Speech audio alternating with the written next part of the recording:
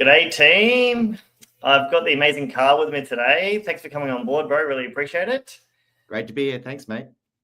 Today, we get to dive into an amazing topic that no one really talks about still 15 years later, and that is the power of Google reviews. You've done an amazing job over the years building up your Google reviews for one of your diamond businesses, but I'm really keen to dive into why Google reviews are so important and why people should be focusing on this for 2025. So before I dive in, quickly just introduce yourself, tell us who you are, what you do, and then I will kick off with some Q&A. Thanks, Lucas. Yeah, in Brisbane, I guess I'm sometimes known as the diamond guy because we've got a 48-year-old second-generation family jewelry business, and that we've generated over 1,360 5-star Google reviews that generate more than $1 million in top-line revenue without spending $1 on ads. And now I've kind of been, morphing a little bit into the 5-star Google guy, and I teach people, all of the secrets, everything that I've spent the last at least 4 or 5 years unpacking. Why is it that we get these amazing results, and how can I teach other people how to do it? Because I know for me and my business, it has had an absolute profound effect, with the clients. And I love it. When I meet a client for the first time and I say, how did you find me? And they say Google reviews, it's like, oh my God, this is going to be the most amazing sale. They generally spend more, they make a decision faster, and they just don't care about the competition. And I think when I talk to business owners, I think, who doesn't want more clients like that? So I'm really passionate about business. I'm passionate about helping other business owners, achieve that in their business. We call it the $1 million Google lead machine. And I think that the Zuckerbergs and the Googles have enough of my money that I don't need any more. So if that resonates with you, I think you probably like this strategy. I think we've just, whether it's my end or Karl's end, I think Karl's just dropped out for 2 seconds. It could be interconnection. Let me just double check on my side. I can still hear you. Yeah, you just dropped out for 2 seconds, bro. That's all good. So I'm going to dive into the first question, which you've kind of already gone down the route of, right? Which is building trust and credibility, right? So essentially what you're saying is that person comes in, they've already done all their research, they've already got that, built that trust and done that, I guess, essentially got credibility with buying from you. So they're a quicker decision maker, and they simply spend more, is what you said. Can you just explore that conversation with us around build trust and credibility? Yeah, and it's a funny thing, because when I talk to business owners, I say, well, do you use Google reviews when you make a decision? And almost every client goes, yes, whether it's an electrician, a restaurant, where you're going on holidays, medical provider, surgeon, doesn't matter. We all want to look out there and sort of see, well, okay, what the business is saying, we all understand, because we're kind of skeptical these days. We understand that what a business says about their business is obviously, really biased based on what they want to say. No one's going to say bad things about their business. So we want to go and find, well, where is this third-party independent reviews about this business, and how do I choose the best one? So your clients are doing it to you as just the same as you do it when you go out and choose. So it's really important to make sure, and the research shows it's about 94 to 97% of people use reviews before making a purchase decision. And sometimes it happens immediately before. Sometimes it can happen as soon as, the day of that they want to make that decision. So this whole concept of reviews is super important.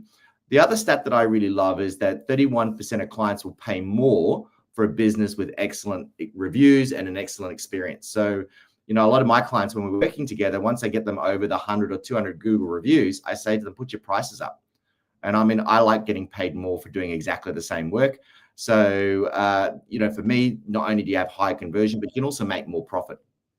That's that credibility standpoint, right? So essentially, if you're more trusted, you're more credible, essentially, then you can justify increasing your bids. Becomes more of a value-based pricing conversation, not a commodity and a transactional sale. Yeah, if you look online, and this is kind of also well documented, like they call it a modifier, which is a word that you use before whatever it is you're looking for. So if you said, I'm looking for fridges, whatever that is, right?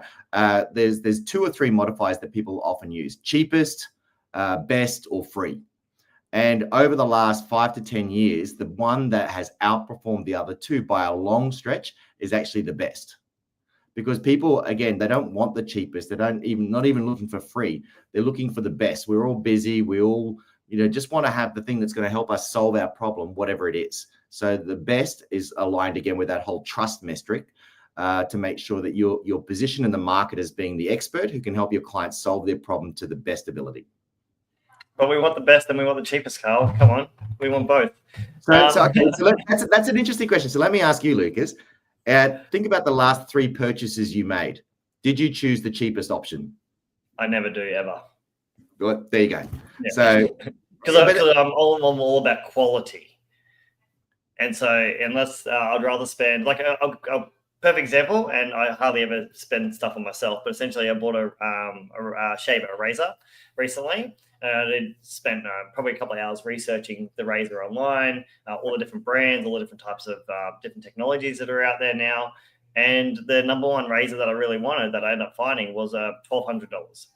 I would never spend $1,200 on a razor ever before in my entire life. I think the maximum I spent is like 150, right?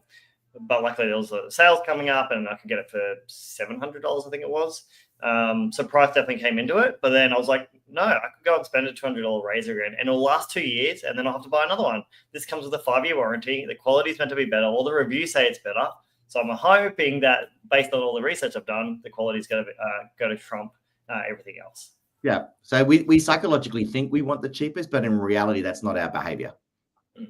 Yeah, absolutely. Agree. So let's dive into influencing buyer decisions then, because it's a similar very topic, right? So that's essentially where they're finding you, they're reading your reviews. This is before they're making a purchase decision. So exactly that example I just gave of all the reviews I was reading online about this particular razor before making a decision. So why is that so important?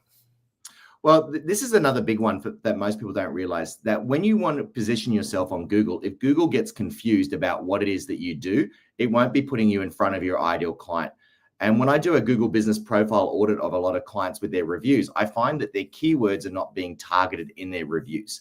So it's really important to make sure that whatever you do, go into your Google business profile, look at your reviews, and then have a look up the top there. It should say people often mention. That's Google's way of saying, this is what we're prioritizing and optimizing your Google profile for.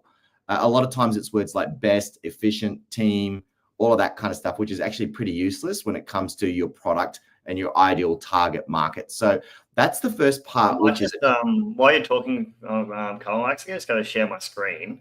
And let's just do a live. Oh, this wasn't the plan, but I'm actually just going to, you can just call me out on this at the same time because of our Google review ranking would be terrible. So I'm keen to.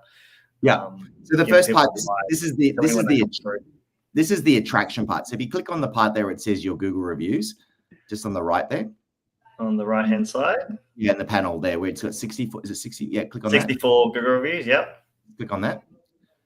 See now, sometimes Google's algorithm, they're rolling out different updates, so they're hiding it now.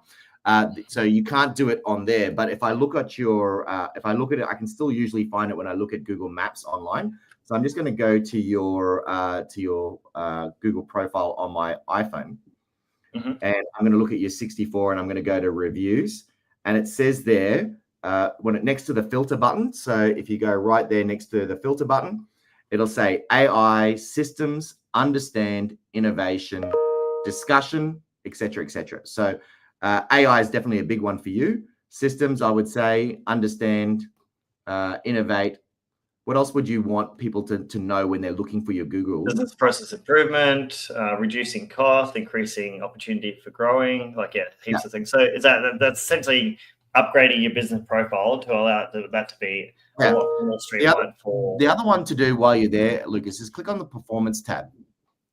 So just go to the just up in the top there, the top 2 panels. Up, left. See it says performance. Performance, yep. Okay, scroll down. Most people never scroll down all the way. I've never actually been here ever. Yeah. So this is also the part I was showing you on the Google Maps was your Google reviews. Now this is your Google profile as a whole. So basically what it's saying there is that the only things really that Google is triggering your profile for is Crofty, is your name, which is a keyword, but Google has no idea really to any search volume. I know you'll find all sorts of funny stuff. Google has no idea to search volume around what it is that you do. So just hit the X on that. Yeah, interesting. So if I scroll down, just scroll down on your profile. So you've got a very typical profile in the sense that it's not very optimized. You're missing all of your products and services. Your bio is okay, but it could be updated with more SEO content. You've probably missing about half of the stuff there. You're not posting. See the part there, it says add a post. Yeah. Now, Google basically lets you post on its profile every week, or we say once a week is the gold standard, but everything in there that you write is like SEO searchable. So Yeah, if you started having posts around, AI, automations, business improvement systems, and you had products and services and all of that sort of stuff in there, Google would have a much better idea about what you do and be able to put your profile up when somebody's searching for the same sort of thing. Yeah, cool. So in other words, what you're trying to say here is focus on your business profile, get it up to scratch, and that will then the SEO will in the right way. And this is what you do for a living, right? But in the right way, you'll then get better traction and better return. So that's the first part, which is the attraction part. It's all about improving your search ranking. Yeah. So that's the attraction and optimization part. And I've created a step-by-step guide that if they want to find out more of that, I can help them. But a step-by-step guide on how to do that. Then the next part is the conversion. And that is, once I get to your profile, do I have a lot of Google reviews where people are talking about how amazing you are? Now, most people don't realize that there's actually 5 different levels of a Google review, and most businesses are hitting the bottom 2. So the bottom level of a Google review is a 5-star review saying Lucas is great. Now, we all know Lucas is great, but from an SEO point of view, that's not going to help. The next level up, you've got a detailed description talking about how, you got help and you guys were amazing. But if it's missing the keywords, there's still another level above that. So the level above that is the detailed description with keywords. And then the top one is when you get, pictures in there. So if you wanted to go to Lucas, if you want to bring up mine again and maybe go to the Xenox Diamond one, because it's important sometimes to see what a fully optimized Google profile can look like and how amazing this conversion factor will be.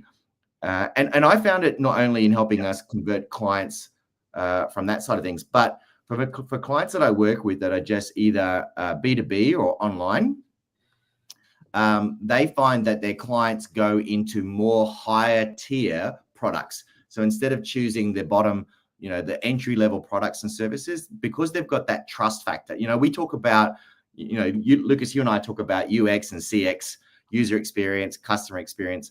We have to understand that we're potentially entering into a world of TX, which is the trust experience. I'm coming on here. I need to feel, yep, this is my place. These are my people.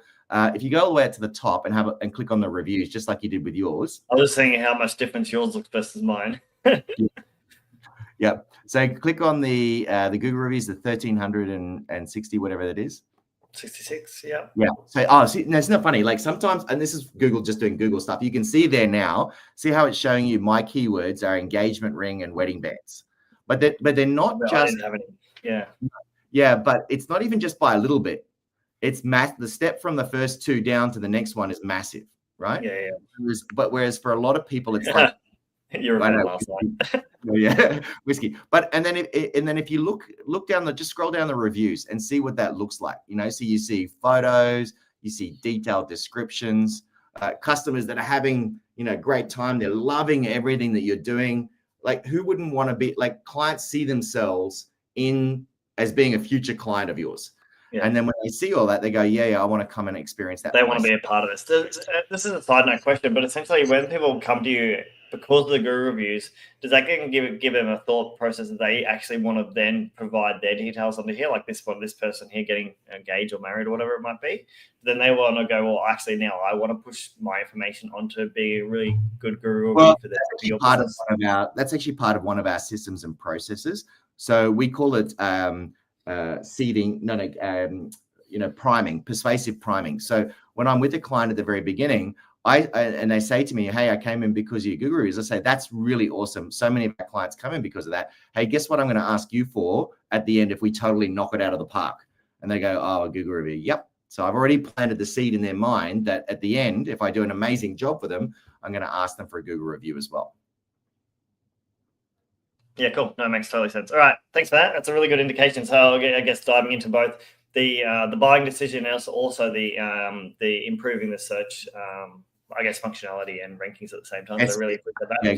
So one of the last points before I move on to when's the best time. So when we talk about driving growth, can you just give us an example or a summary of what you've seen, not just in your business, but also the clients that you've helped over time, on what does the outcome look like? Because typically most people go, well, yeah, I can do Google reviews, but what's the ROI?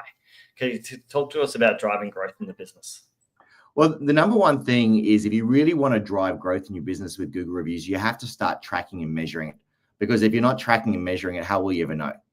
And so one of the things that we do with clients when we first start working with them is go right upstream and say, well, how are we capturing the data to say how clients are finding us? And so there are two things that most people try to track, which is lead origin and sale origin. Lead origin is usually tracked through a CRM or a Google Facebook ad or a Facebook pixel. And sale origin is why did they choose you? Or what was the key reason that brought them in that first contact with you? So we ask all of our clients in the beginning, like, how did you find us? What brought you to us? And when they say Google reviews, particularly then we reaffirm that at the time of sale to make sure that we're logging that was the reason that the clients chose us.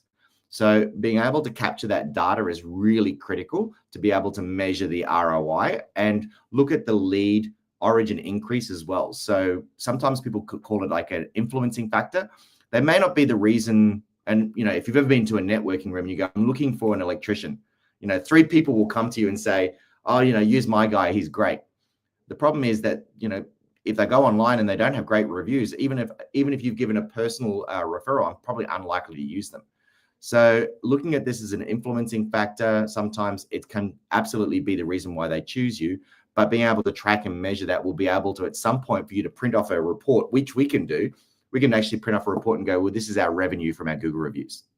But I'm actually talking about here ROI. What can you actually talk about anything that you've done for a client and go, well, I can actually see the ROI? Is it a 2-week ROI, a 3-month, a 12 months? Like what's the ROI look like? Yeah, so I understand your question now. So it really depends on the business owner. And sometimes when people say, well, who's a good referral for you? And I say, look, it actually has nothing to do with the business industry or niche. It has everything to do with the mindset of the business owner. The business owner is the one that can really drive it. I've done programs where I've had 3 podiatrists in the one group, and one absolutely crushed it. I mean, it was a bit of a running joke. He paid me $3,000 to help him implement this system. And he's done a review for me saying basically that he's anticipating what he learned from working with me is going to generate 600 grand in top line revenue. So, what is the ROI of that? Yeah. Maths nerds can work it out. 1,000,000%. But if you follow, so the ROI is not about having a session with you and learning about Google reviews. The ROI is actually doing the work, and doing the work is actually where you got to do the work. You got to have the systems. For us at Xenox, like I said, it's $1 million top line revenue. What does it cost us? Maybe 3.5 grand a year in platform fees and other bits and pieces, and 10 time. And a minute for every client on every transaction, which is bugger all. All right, that's a perfect segue into my final question, which is around when is the best time to ask for a review? Because this is a hot topic. People get a bit iffy, like they get a bit nervous about this question. Like, sure, I want a Google review, but I don't want to ask my customer because I feel a bit weird asking my customer. So talk to me about when is the best time and how do we go about making this happen? Okay, well, the first thing is you shouldn't feel weird about asking your client for a Google review. The one phrase that I often say with people, Lucas, have you ever done a job where you just got to the end of the project and you went, you know what? I probably don't need to charge the client for this. He should just get it for free. Has that ever happened?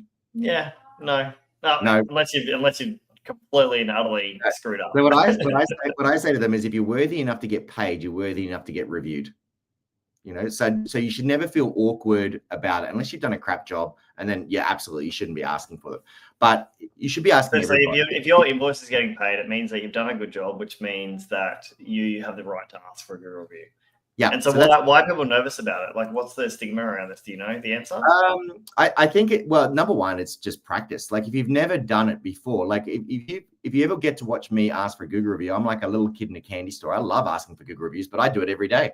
So for me, it's fun. And it's like a digital high five. I get to see what the client's written about my business, how much they've loved working with me. So it's partly a mindset issue. The second thing is just a practice issue and just getting people over that sort of extra idea of just asking for someone to say, hey, have you had a great experience? Would you mind sharing it?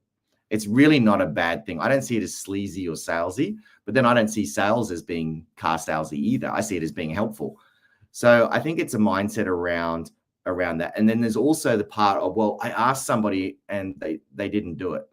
And so then there's this negative association in some ways with I tried, or they said they'd do it later and they never did it. So what's the point in asking? So it's about attaching positive results to the action. Vibes. Yeah. Yeah. And it's like, How do we make it easy? Like, how do we get rid of this the stigma? How do we make it easy for people to ask for a Google review? well, number one is understanding the script. That's the first thing. You've got to know the script.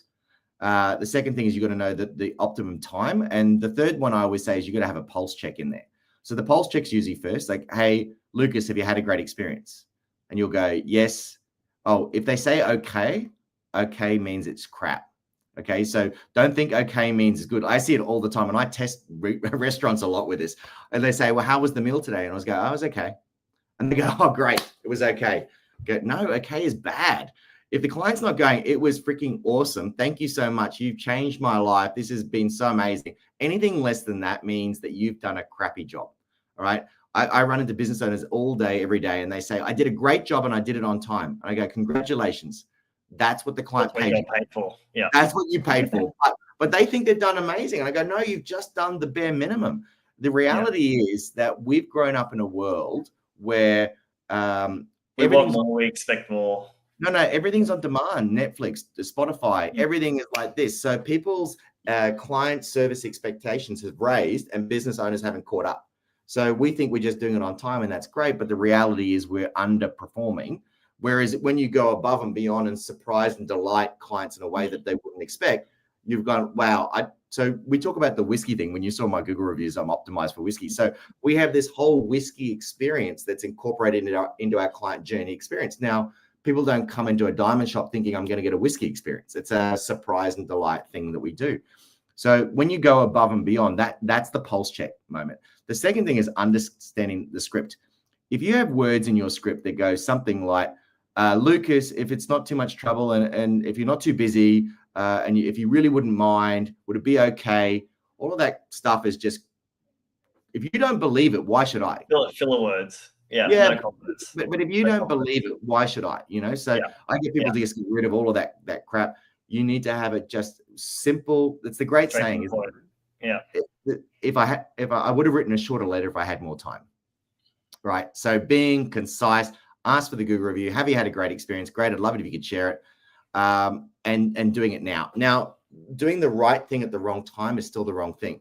If the Google review request is the very last thing that you do, that's the wrong space to do it. You need to move it further up the client journey experience because the very last thing, the client's got already one foot out of the door. They like what you did for them, but your business is not as important to them as it is to you. They're on to the next thing already. Well, what I've heard from someone recently was around the great thing about asking for Google reviews is not actually about the Google review. It's actually, when you're growing a business, it's actually about the feedback you get when you're having a conversation. You go, well, actually, how can I improve my business? Yes. Yeah. Business feedback. So don't be afraid of 1-star reviews. But I've turned 1-star reviews into 5-star reviews many times over. Because if I said to you, and this is what most business owners don't get about 1-star reviews, what do you reckon, Lucas, a 1-star review is worth to a business in terms of cost? As in what's it cost? As in the negative impact? Probably tens of thousands, millions of dollars potentially if you don't address it properly. Yep. Yeah. Most people will go, oh, maybe $100 or something like this. It's worth tens of thousands, hundreds of thousands. The research shows that a single 1-star review can cause 2 out of 10 people not to do business with you. I say this, I use this exact same analogy in Brisbane, right? Because I wasn't from Brisbane, so I had to work my way up into all these different networks because I was just this outsider. I didn't go to a boys' school here, and because Brisbane is such a small, connected town, everyone knows everyone. It's like two degrees of separation. Yeah. You can't piss anyone off. You literally can't piss anyone off because someone's got to know someone who knows someone. It's the same as what you're talking about with Google reviews. Yeah. So you got to protect your reputation, and at the end of the day, an amazing reputation just doesn't happen overnight. People look and say, I've got 1,300 reviews. That's great. You can't do that in a month or two. It has to be part of the strategic direction of the business, where we want to grow our business through customer-centric actions and behaviors. We want to be surprised. And when you do all of that, you get more profits, you get more clients, more happier, word of mouth referrals, and it just has this ripple effect that goes throughout the business. So we look at the Google reviews as a dashboard metric, but really it's a lag. It's a lag metric. It just shows you whether you're doing really well or not. Yeah. Well, as you said before, the more Google reviews you get is because of everything else you put in place, which means your profit's gone up because you've increased your revenue and just everything happens. So yeah, absolutely love it.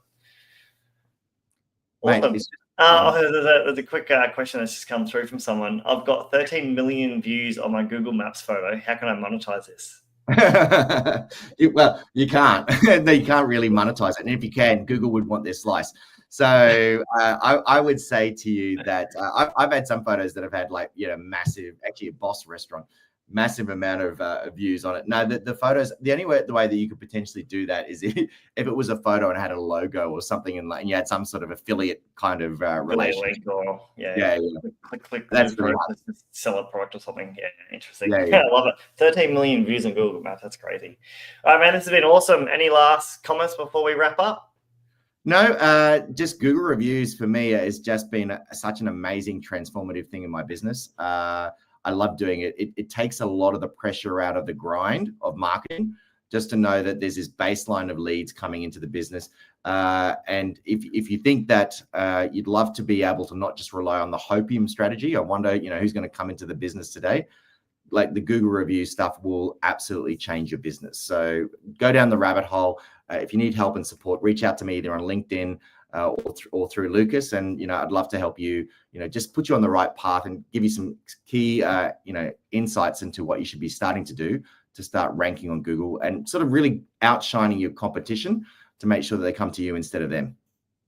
So 2025, if you really want to grow your business, yes, we've got all the traditional sales and marketing we've always done. We've always ignored Google reviews. Make it a part of your sales and marketing strategy, and it's organic. It just takes time. Like, it's just you. There's no other cost involved. Just takes time, and just make it happen. Love it, man. Really appreciate this.